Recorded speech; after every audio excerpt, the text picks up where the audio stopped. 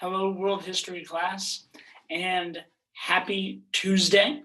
I heard that we had a really good start to the week yesterday in class, which was amazing. I did get a few messages from some of you and a few words from some of you telling me to get a little bit of rest because I looked tired, and that is very true. I was incredibly exhausted yesterday when I was recording my videos and sending those things to you. So I apologize for not bringing my best self yesterday, but I plan on getting a lot of rest over these next few days, and I hope to be seeing you all in class very soon. So for those of you who expressed concern or sent me messages, thank you, and I really appreciate it. But we've got some cool things to do in class, some important things to do in class today, and I want to go through all of them right now. Here we go. So, today we are going to be applying our skills of analyzing and evaluating to some ancient Chinese sources. Our daily objective is I can analyze and evaluate historical sources in order to answer the question, is history made by those who determine it or those who record it? So let's talk about the Qin dynasty and scholars. Okay, many sources say that Shi Huangdi burned historical and philosophical texts that were non-legalist. Okay, and these sources say that the Confucians were targeted the most, and Sima Qian, a committed Confucian, left records of Shi Huangdi even burying 460 Confucian scholars alive. Okay, so some pretty terrible things, and we don't have any sources that say otherwise, so this is a lot of what historians are working with. So let's go back to our source evaluation from yesterday. Okay, most of you gave the same answer. Yes, the source on Shi Huangdi is reliable. And there were many reasons given for this that I want to go over. These are all taken from your answers, and a lot of the answers were the same as a lot of other classmates. One such answer is that the author is a professional historian, so this is a reliable source. Another answer given was the Han Dynasty in its power and fame is trustworthy. Another example is other sources say that Shi Huangdi did those things. Another one is that some people thought that the emperor Shi Huangdi wanted fame and therefore wanted to control what history said about him. This source did use a lot of details. Another comment is the source is useful to us because it has the information we need. Okay. Now, continuing on with this source evaluation, there were a few of you that did not believe the source to be reliable. And here are a few of those examples. Sima Qian came from a position of privilege, so he may have had different beliefs from the majority of people in China. Maybe Shi Huangdi was more concerned about the lives of his people at the time than the words of future historians, which is why he did what he did, and that was not represented well by the historian. Another good one was, we weren't there when Shi Huangdi said those words. So how do we know if they are actually correct or not? So who was right? The source is reliable or the source is not reliable? Which of these two ideas and thoughts was correct? And the answer is both sides are historically correct. Okay? As historians in this class, we do not know what Shi Huangdi said with 100% certainty. Okay? It is our job to look at the information given to us and to make an informed decision on that information. There's a chance that Sima Qian found a document with Shi Huangdi's words on it, and he copied those words into his own version of his personal history. But I want you to think about some of these things. The Qin dynasty was hated by the Han dynasty that came afterwards. So would that affect how Sima Qian would write about Shi Huangdi? I can think about this by looking at our analysis skill of context.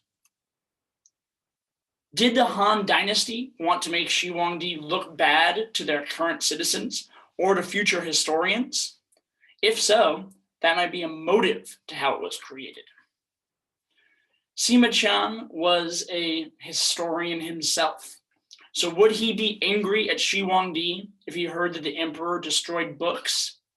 This we could think about using the analysis skill of origin.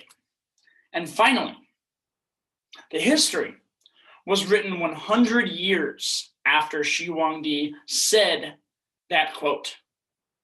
So how could you know what someone said 100 years ago? This is something we can think about thanks to our analysis skill of context. So take a moment to look at these things. Take a moment to think about them. Okay. Here's what we know. Sima Qian was a committed Confucian scholar. So if Confucians were targeted by Shi Huangdi, he may have exaggerated, he being Sima Qian, may have exaggerated the truth about the emperor to make him seem more immoral. Okay? If we look at our analysis skills of origin, context, and motive, Sima Qian has reason to be biased if we look at his work with each one of those skills. So as historians, we must look hard at our analysis skills to see why history is written the way that it is. Just because a source seems reliable doesn't mean that it is. A man could have all the credentials of a famous historian, the trust of the emperor, but that might not mean that his information should be taken with 100% certainty. So, in terms of ancient Chinese history, China was one of the first places to ever record history. Okay? And this is great for historians because we can now see the Chinese version of events as they were happening. Okay? But it is also problematic that China was the first place to ever record history in terms of our understanding of it because of the way that the story of ancient Chinese history is told. Ancient Chinese history happened in a cycle. Okay? A dynasty is in power. It lost its popularity and would fall apart. And a new dynasty would rise up and take its place. Okay? Each new dynasty wanted the people to like them and dislike the previous dynasty, which means that their history would reflect that desire. Each new dynasty also wanted people to believe that they had rightfully taken power, that they had the mandate of heaven, even though the previous dynasty also believed that they had the mandate of heaven. So even dynasties like the Han, who believed in Confucianism, knew that they had to listen to the Confucian historians. The emperors had to listen to the Confucian historians because those historians controlled the story told about the dynasty for the rest of time. Does this sound complicated to you? Is this cycle and the way we're telling history and Shi Huangdi, does this seem complicated? And if it does, that's okay, because it is.